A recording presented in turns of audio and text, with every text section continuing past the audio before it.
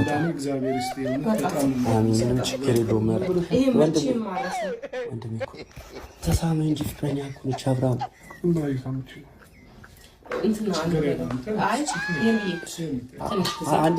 አሁን እኮ በቃ ደስተኛ ሆነ እዚህ መጣ እህቱ ጋር መጣ ሀብሉን አወለቀ ምናምን ነገር አይደል? አብርሃም ደስተኛ ነህ አይደል? አሁን ምንም ደስተኛ አይደለም። ሩታ ነው አንተው ከሩታ ጋር ነው መሆን ፈልገው ነው እኔ ሄርሜላ ማምጣልኝ ብያለሁ። ሩታ ማምጣልኝ አልኩ አይደል?